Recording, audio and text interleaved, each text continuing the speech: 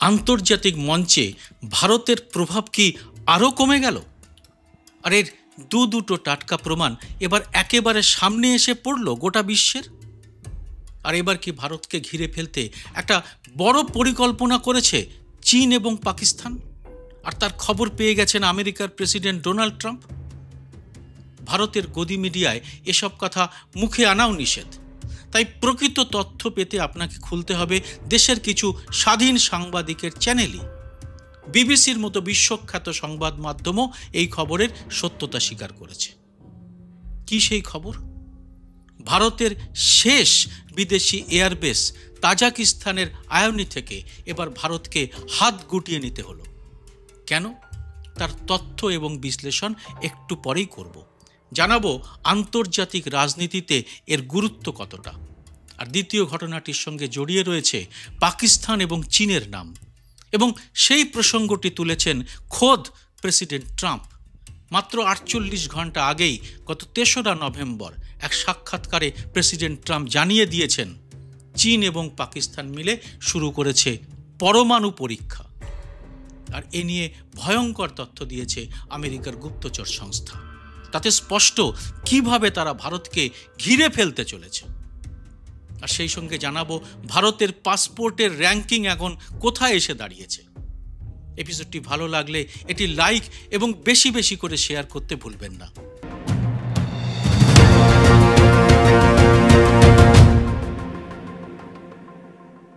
নমস্কার, সবাইকে স্বাগত। আমি সুব্রত বসু। বিষয়টি বুঝতে একটু পেছন থেকে শুরু করতে হবে। আজ থেকে 23 বছর আগে 2002 সালে ভারত এবং তাজিকিস্তানের মধ্যে একটি দ্বিপাক্ষিক চুক্তি হয়েছিল। তাজিকিস্তানে সোভিয়েত প্রভাবের সময় এয়ারবেস তৈরি হয়েছিল আয়োনিতে, কিন্তু পরে তা কার্যত পরিত্যক্ত হয়। 2002 সালের ওই চুক্তি মতো ওই এয়ারবেসে ভারত 70 থেকে 100 মিলিয়ন ডলার বিনিয়োগ করেছে। দেশের বাইরে এভাবে হঠাৎ অন্য দেশের একটি পরিত্যক্ত এয়ারবেসকে কেন এতটা গুরুত্ব দিয়েছিল তৎকালীন এনডিএ সরকার, যার প্রধানমন্ত্রী তখন ছিলেন বিজেপিরই অটল বিহারী বাজপেয়ী? অটল বিহারী এই এয়ারবেসের ভৌগোলিক অবস্থানকে গুরুত্ব দিয়েই এত কোটি কোটি টাকা বিনিয়োগ করেছিলেন। পরে মনমোহন সিংয়ের সরকারও ওই জায়গার ভৌগোলিক গুরুত্ব বিচার করেই এয়ারবেসটিকে নিজেদের নিয়ন্ত্রণেই রেখেছিল। কি সেই ভৌগোলিক গুরুত্ব? শুনুন। পাক অধিকৃত কাশ্মীর থেকে মাত্র 20 কিলোমিটার দূরে আফগানিস্তানের ওয়াকান করিডোর, আর সেখান থেকে মাত্র 15 কিলোমিটার দূরে আফগান তাজিকিস্তান সীমান্তের কাছেই আয়োনি এয়ারবেস। অর্থাৎ নাকের ডগায় একেবারে পাক অধিকৃত কাশ্মীর। আর ঠিক অন্যদিকে চীনের সীমান্তে নজরদারি করারও এটা একটা দুর্দান্ত পয়েন্ট।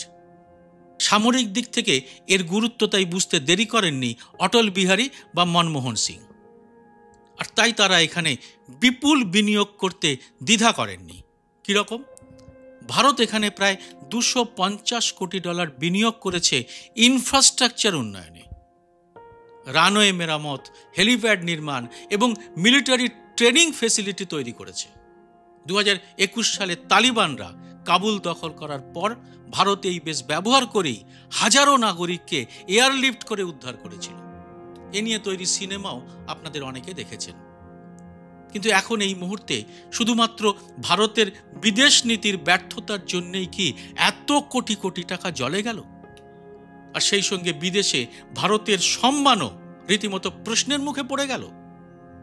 কংগ্রেসের প্রবীণ নেতা জয়রাম রমেশ এই বিষয়টা সামনে এনে বলেছেন, 4 বছর আগে ভারতকে এটা ধীরে ধীরে প্রত্যাহার করার খুব স্পষ্ট বার্তা দেওয়া হয়েছিল। এখন মনে হচ্ছে ভারত অবশেষে ঘাঁটিটি বন্ধ করে দিয়েছে। এটা দেশের একমাত্র বিদেশি সামরিক সুবিধে ছিল। এটি অবশ্যই আমাদের কৌশলগত কূটনীতিতে আরও একটা বড় ধাক্কা। অর্থাৎ প্রধান বিরোধী দল কংগ্রেস এটিকে মোদী সরকারের বৈদেশিক নীতির ব্যর্থতা হিসেবেই দেখছে। তারা মনে করছে এটা কেন্দ্রীয় এশিয়ায় ভারতের প্রভাব কমিয়ে দিয়েছে। কূটনীতিকদের একাংশ মনে করছেন বিদেশে ভারতের প্রভাব যে কমছে এই এয়ারবেস হাতছাড়া হওয়া তার একেবারে হাতে নাতে প্রমাণ। ভারতের এই এয়ারবেসকে বলা হতো ফরওয়ার্ড বেস। এখন এটা খালি করে দেওয়ার ফলে দক্ষিণ এশিয়ায় ভারতের পাওয়ার প্রজেকশন বা ক্ষমতার প্রদর্শনকে কি দুর্বল করে দেওয়া হলো? সেই জন্যই কি কূটনীতিকরা এটাকে স্ট্র্যাটেজিক ডিপ্লোমেসির একটি বড় সেটব্যাক বলছেন? কিন্তু রাতারাতি তো এটা হতে পারে না। তাহলে এর পেছনে আন্তর্জাতিক কি রাজনীতি রয়েছে? কে আছে এর পেছনে? সাম্প্রতিক রিপোর্ট বলছে তাজিকিস্তান সরকার ভারতকে পুরোপুরি এই জায়গা ছাড়তে বলেছে। কেন? মনে করা হচ্ছে ওই এলাকায় এটা চীন এবং রাশিয়ার ক্রমবর্ধমান প্রভাবের ফলেই করা হয়েছে। কিন্তু কেন চীন এতদিন পরে এখানে নাক গলালো? তার একটা বড় কারণ চীনের বেল্ট অ্যান্ড রোড ইনিশিয়েটিভ বা BRI এর জন্য তাজিকিস্তানের এই অঞ্চলটি তাদের ভীষণ দরকার। চীনের এই বিশাল প্রকল্পে প্রায় 150টি দেশ এবং 30টি আন্তর্জাতিক সংস্থা অংশগ্রহণ করছে। এই প্রকল্প বিশ্বের প্রায় 75% জনসংখ্যা এবং বিশ্বের অর্ধেক GDP কভার করবে। এর গুরুত্ব তাই চীনের কাছে অপরিসীম, আর তাই চীনের দরকার এখান থেকে ভারতকে সরানো।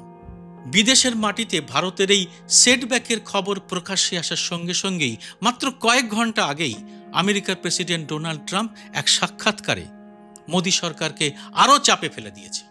এবার আসবো সেই প্রসঙ্গে। ওই সাক্ষাৎকারে কি বলেছেন ট্রাম্প?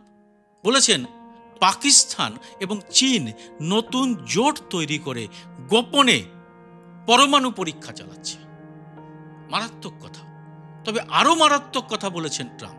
তিনি বলেছেন এই পরমাণু পরীক্ষা বিশ্বব্যাপী নিউক্লিয়ার নন প্রলিফারেশন ট্রিটি বা NPT লঙ্ঘন করে করা হয়েছে। সোজা কথায় 1968 সালে পরমাণু অস্ত্র নিয়ন্ত্রণে যে পারমাণবিক অস্ত্র প্রতিরোধ চুক্তি করা হয়েছিল তা এখানে মানা হচ্ছে না। বুঝতেই পারছেন কতটা ভয়ঙ্কর এই কথা। আর তা কোনো এলিতেলি মানুষ বলছেন না, বলছেন আমেরিকার প্রেসিডেন্ট ডোনাল্ড ট্রাম্প। আমেরিকার গুপ্তচর সংস্থা CIA কতটা ক্ষমতাশালী তা আপনারা সবাই জানেন। আর তাদের তথ্য যে একেবারে সঠিক তা ট্রাম্পের কথার প্রতিক্রিয়া দিতে গিয়ে পাকিস্তান মোটামুটি স্বীকার করে নিয়েছে। তারা ট্রাম্পের এই দাবির প্রেক্ষিতে বলেছে পাকিস্তান প্রথমে এই পরীক্ষা শুরু করবে না। কিন্তু আমেরিকার প্রেসিডেন্টের কথায় যে ইঙ্গিত রয়েছে তা ভারতের মাথা ব্যথার যথেষ্ট কারণ বলেই মনে করছে কূটনৈতিক মহল। কারণ এবছর মে মাসে ভারত পাকিস্তানের মধ্যে সংঘর্ষের পরে চীনের সামরিক প্রযুক্তির সাহায্য নিয়ে পাকিস্তান যে তার নিউক্লিয়ার প্রোগ্রামের আধুনিকীকরণ করার চেষ্টা করছে তার রিপোর্ট কিন্তু এসেছে আমেরিকান গোয়েন্দা এবং গুপ্তচর সংস্থার কাছে। ওই রিপোর্ট অনুযায়ী চীন এখন পাকিস্তানকে ব্যাটেলফিল্ড নিউক্লিয়ার ওয়েপন্স এবং লং রেঞ্জ মিসাইল ডেভেলপমেন্টে সাহায্য করছে। একদিকে তাজিকিস্তান থেকে সামরিক ঘাঁটি তুলে আনার চিত্র, অন্যদিকে কৌশলগতভাবে চীন এবং পাকিস্তানের সঙ্গে মাখামাখি। ভারতের আন্তর্জাতিক অবস্থান কি এই মুহূর্তে এক গোলক ধাঁধার মধ্যে ঢুকে পড়েছে? আর গোদের উপর বিষ ফোড়ার মতো এর সঙ্গে যুক্ত হয়েছে আমেরিকা এবং চীনের মধ্যে সামরিক চুক্তি। মজার ব্যাপার হলো ইন্দো প্যাসিফিক অঞ্চলে চীনের ক্রমবর্ধমান প্রভাবের বিরুদ্ধে ভারসাম্য রক্ষার জন্যই আমেরিকা, জাপান, অস্ট্রেলিয়া এবং ভারতের মধ্যে একটি কৌশলগত ফোরাম বা অক্ষ তৈরি করা হয়েছিল।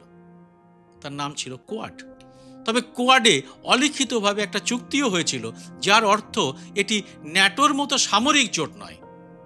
আর কোয়াডের উল্টো অবস্থানে গিয়ে আমেরিকার প্রেসিডেন্ট ট্রাম্প এবার চীনের সঙ্গেই রীতিমতো সামরিক চুক্তিও করে ফেলেছেন, ছেড়ে ফেলেছেন বাণিজ্য চুক্তিও। আর এভাবে ভারতকে কৌশলগতভাবে অত্যন্ত চাপে ফেলে দিয়েছেন ডোনাল্ড ট্রাম্প। আর এর কারণ কি ভারতের বিদেশ নীতির অস্থিরতা? আমেরিকার সঙ্গে বাণিজ্য চুক্তি নিয়ে যখন টালমাটাল অবস্থা তখন প্রধানমন্ত্রী মোদী চলে গিয়েছিলেন চীনে। মনে করুন, শি জিনপিং এর সঙ্গে ছবি তুলে মোদী তার ভক্তদের দেখাতে চেয়েছিলেন চীনকে তিনি একেবারে হাতের মুঠোয় এনে ফেলেছেন। মোদীর চীন প্রেম তখন একেবারে উতলে উঠেছিল। গদি মিডিয়ায় প্রচারও করা হচ্ছিল যে ভারত চীনের বন্ধুত্ব দেখে এবার থরথরিয়ে কাঁপছেন ট্রাম্প। তাতে বিশ্বাসও করেছিলেন আমাদের অন্ধভক্তরা। এবার তাদের কি জবাব দেবেন মোদী? এবার আরেকটি সেটব্যাকের কথা আপনাদের সামনে আনি। সেটা হলো ভারতের পাসপোর্টের র্যাঙ্কিং। দ্য হেনলি পাসপোর্ট ইন্ডেক্সে ভারতীয় পাসপোর্টের র্যাঙ্কিং এবার নেমে গেছে আরও 5 ধাপ। 199টি দেশের মধ্যে ভারতের পাসপোর্টের স্থান এখন 85তম। গত বছর তা ছিল 80তম স্থানে। মানে এই র্যাঙ্কিংয়ে ভারতের পাসপোর্টের শক্তি আরও কমল। এ নিয়ে যথারীতি মোদী সরকার একেবারেই মুখ খোলেনি। পাসপোর্ট র্যাঙ্কিং ইন্ডেক্সের সঙ্গে সেই দেশের জাতীয় এবং আন্তর্জাতিক রাজনীতির অনেক কিছুই জড়িয়ে থাকে। আন্তর্জাতিক স্তরে বহু দেশ ঘুরে বেরিয়েছেন প্রধানমন্ত্রী নরেন্দ্র মোদী, কিন্তু পাকিস্তানের সঙ্গে সংঘর্ষের সময় বোঝা গিয়েছিল যে আন্তর্জাতিক ক্ষেত্রে ভারত এখন একদম একা। ভারতের বিদেশ নীতির দুর্বলতার ছাপ কি ফেলেছে এই পাসপোর্ট র্যাঙ্কিংয়েও? কিন্তু মোদী সরকারের বিদেশ নীতির ডঙ্কা বাজিয়েই তো জাতীয় রাজনীতিতে নরেন্দ্র মোদীকে বিশ্বগুরু বলা হয়েছিল এক সময়। এখন বিহারের জনসভায় ব্যস্ত রয়েছেন প্রধানমন্ত্রী নরেন্দ্র মোদী। এক একটি রাজ্যের নির্বাচনী জনসভায় ভারতের প্রধানমন্ত্রী তুমুল প্রচারে ব্যস্ত থাকেন, কারণ তিনি ছাড়া তার দলে আর কারো লোক টানার ক্ষমতাও নেই। বিহারে তো কোনো নেতাই নেই, তাই প্রধানমন্ত্রীর দায়িত্ব দলের জন্য ভোট সংগ্রহ করা। আন্তর্জাতিক রাজনীতিতে কি হলো না হলো, দেশের তাতে কতটা লাভ বা ক্ষতি হলো, তাতে তার সমর্থকদের কিছু কি যায় আসে? কিন্তু এর ফল যে দেশের প্রতিটি সেক্টরে পড়তে শুরু করেছে, তাকে এখন বুঝতে পারছেন দেশের শিক্ষিত এবং নাগরিক সমাজ। আগামী দিনের কথা ভেবে, দেশের নিরাপত্তার কথা ভেবে আতঙ্কিত হচ্ছেন কি তারা? এ বিষয়ে আপনার মতামত অবশ্যই জানান কমেন্ট বক্সে। জয় হিন্দ, সত্যমেব জয়তে।